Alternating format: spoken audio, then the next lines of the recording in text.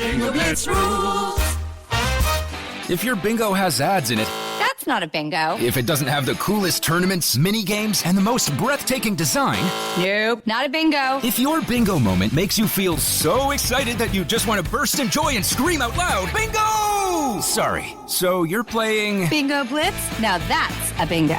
Go for a world of excitement with Bingo Blitz, the #1 free bingo game. Download Bingo Blitz and play for free. Now that's a bingo. This episode is brought to you by Skinny Pop Popcorn. Perfectly popped, endlessly delicious. Oh, so light and crunchy. Skinny Pop Original Popcorn is the snack you've been searching for. Made with just 3 simple ingredients: popcorn kernels, sunflower oil, and salt. Snacking never felt or tasted so good. Perfectly popped, endlessly delicious. Give yourself permission to snack and pick up Skinny Pop Original Popcorn today. Let's hang out. Let's hang out. And let's talk about what lessons about. Let's hang out. And let's listen to 2 lesbians shout. Let's hang out. Let's hang out. Hey guys, welcome back to Let's Hang Out. I'm Ellie Brigida.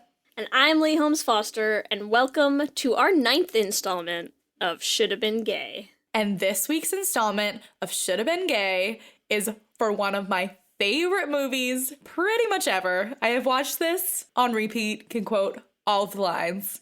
It is a gender-bending beauty. It's a classic. A new classic. How old is it? Oh god, 2006. It's not as new as we think it is. Oh my god, I'm getting so old. I know, right? Lee, help me.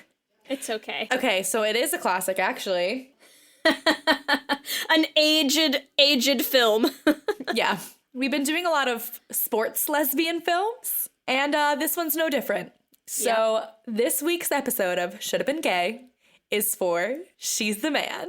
Oh, it was fun, it was great, but it should have been a little more gay. She's the Man, 2006. Wow. A synopsis for She's the Man, if you haven't seen it.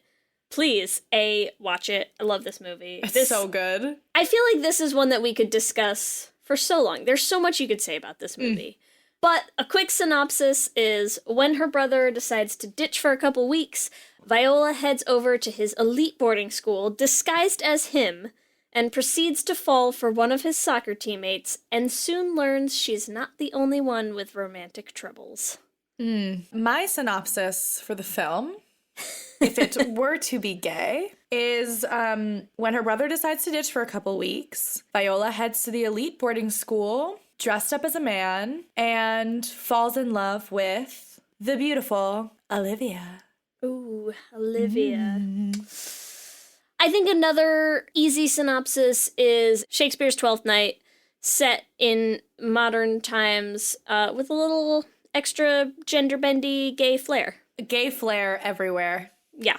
Yeah. I would like to argue that this movie already is pretty gay. It's kind of gay. I mean... Like, or at least queer. Yes, it certainly toes right up to that line of queer. I mean, I think arguments could be made whether it crosses over or not, because there's a lot going on in this movie. There is so much going on. So for those of you who have not seen the film, which, please, watch it. Amanda Bynes stars in this movie. Ugh, I love Amanda Bynes. I love still. her. Channing Tatum plays her male love interest, and Laura Ramsey plays who we deem her female love interest, Olivia. Yes. And Amanda Bynes goes back and forth between being Viola and being Sebastian, which is her twin brother. And I don't know which version of Amanda Bynes I like better, because Viola's pretty freaking awesome. Viola as Viola or Yes, Viola as Sebastian. Viola as everyone, honestly. Yeah. I love her. So the movie kind of sets up, there's this pseudo love triangle, right? Where Viola, the girl, falls in love with Duke Orsino, who is Channing Tatum's character, who is the soccer star at her brother's high school that she is sneaking into as her brother. Hottie with a body. Yes. At the same time, Olivia is falling in love with Viola as Sebastian. So there's sort of this interesting love triangle that they're setting up between Viola, Duke, and Olivia. And it's this very gender-bendy love triangle that they don't really deal with the fact that there's, some interesting things going on in that setup. Oh, yeah, and the lines are super blurred. I think I said this to you before we started the episode, but I just love, I will say this a million times, friendship is lesbian foreplay. And this film blurs the lines of friendship. Duke has some sort of gay feelings towards Sebastian. Yeah.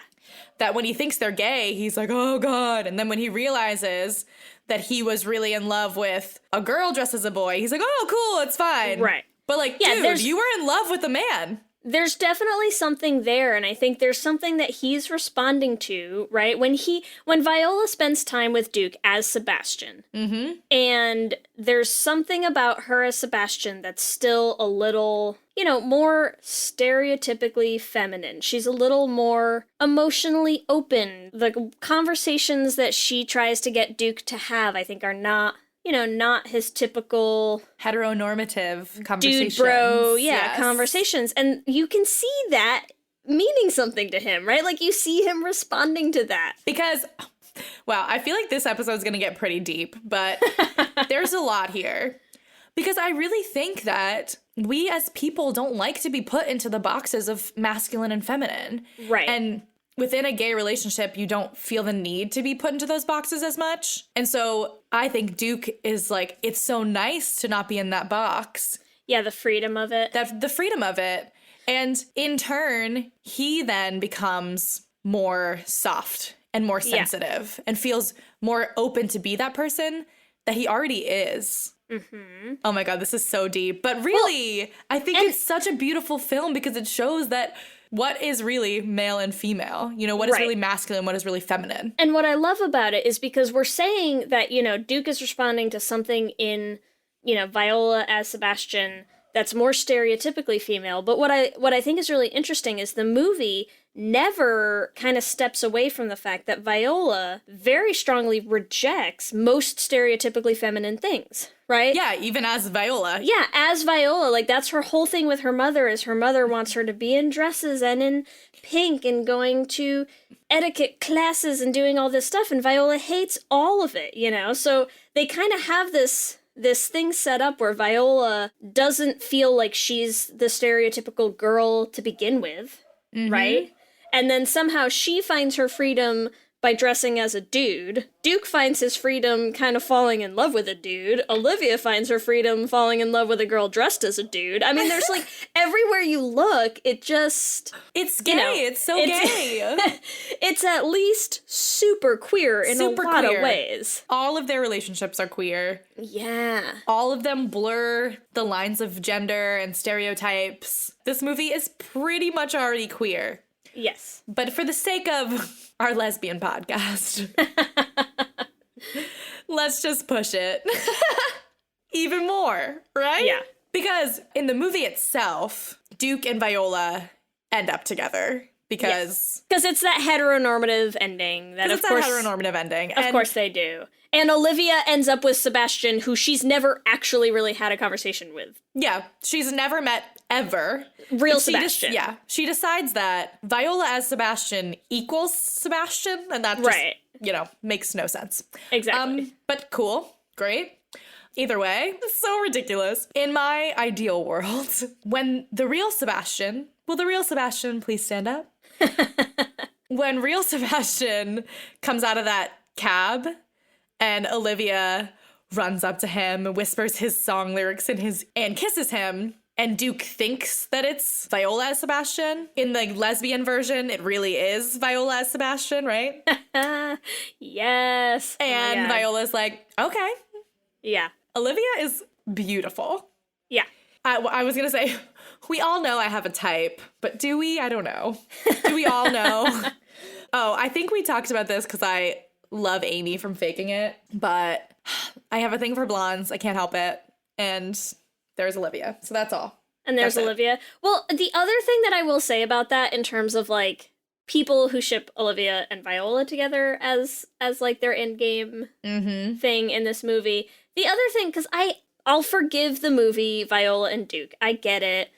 You set up the whole thing. It's okay because she's really a girl. It's not gay, so you're gonna do that. We all know it. Yeah. But the thing that I actually hate Olivia ending up with Sebastian. And not only because she's never talked to him before, but also because they make Sebastian kind of lame, right? Mm-hmm. And the whole thing is, like, you watch this progression in Olivia from being super into Duke and, you know, wanting Viola as Sebastian to, like, hook her up with him and all this stuff, and then slowly kind of realizing, like, she's more and more into Sebastian. Mm-hmm. And into maybe a more feminine energy as we talk about yes. the lines of gender being blurred. But Exactly. Is I'm like, there's no way that Olivia, as we have watched her progress through this movie, is going to want to date actual Sebastian. Yeah. That's not working out. I mean, I give Olivia a year before she comes out at least as bi. Oh, at least. No, girl is pretty questioning. Yes. Yeah. I would absolutely argue, sure, Olivia and Viola makes a lot more sense than Olivia and Sebastian any day of the week, because that's just nonsense. Come on. No one sees that relationship working out. He's not going to make Olivia happy. He's just going to be a huge disappointment for her, and she's going to wish that she was dating his sister, and I'm just putting that out there. So when they make She's the Man 2, I either want Olivia and Viola or just Olivia, who has now come out and, you know. Ooh, Olivia and Eunice. Ooh, I love Eunice. I love Eunice. Sorry, I really just wanted to mention Eunice. I was like, how do I slip Eunice in here? How do I say? I could do Olivia and Eunice. I could make it happen. Oh my god, you could make She's the Man 2, and it's all about Eunice getting the braces off, and you can make, like, the stereotypical 90s movie of, like, oh my god, she took her glasses off, and she's beautiful. And then Olivia makes a bet to make her into prom queen. Oh, I'm just picturing, like, Olivia realizing that she has feelings for Eunice, and, like, that she loved her even with the braces all along. Like, she didn't care, you know? Come on. Yeah. I would pay to see that film. As cheesy and as terrible as they are, like, I would so be into getting, like, finally getting those late 90s cheesy rom-coms, but, like, a gay one. Yes. Right? I'm so in. We need one. There are a lot of 90s films that we're gonna have on Should Have Been Gay, so. Yeah, because they all should have been. Oh my god. But, like, 10 Things I Hate About You. Like, there's a reason that girl wasn't dating people. Sorry, we're not going to get into it. Okay, a future episode, we're going to get there. We will get there. Other thing I want to talk about while we're talking about Should Have Been Gay and whatever, I just want to take a hot second to mention the very obvious parallels of Duke definitely being into Viola while she is Sebastian, and how much that parallels Mulan. Because I know there's this whole thing right now, they're making a live-action remake, and they're getting rid of Li Shang's character, and it's a bunch of crap, because it's okay, guys. It's okay if your male lead, your big, strapping, hunky male lead, is kind of into a dude the whole time. Don't be afraid of that. It's okay. Just let it happen. So, there you go. It's disappointing for Mulan that they're getting rid of that character. But we'll always have Duke Orsino, you guys. He's totally into Sebastian. We'll always have Duke Orsino. Oh, I really do love Duke and Viola, so it's like, it's a toss-up. I mean, I like Duke and Viola as Sebastian. Yes. You know? Yes. Duke and Viola as Sebastian in, like, some sort of queer scenario relationship. Yes. I don't know why. I just think there's something that's, like, so adorable when Duke is so clearly into her as Sebastian with that dorky little haircut in her little cut. Oh my God. her little suit, like in her little school uniform suit and tie, and he's, like, still kind of into it, and I love that. I'd also like to say, like, this is gonna get weird, but you know they totally role play. He's like, put the hair back on. Yeah. Wear this tie. Can you do Sebastian tonight, hun? Wear the tie, I like you in the tie. Yes. Oh God, that can be in She's the Man too. Also, okay. Yes. Guys, we're writing a really excellent movie. If anyone wants to pick this up, I'm just saying we're available. I'll turn this into a screenplay. It'll be great. Oh my God, amazing. How hard could it be, right? Yeah, right. I can totally do it. Oh, Well, yes.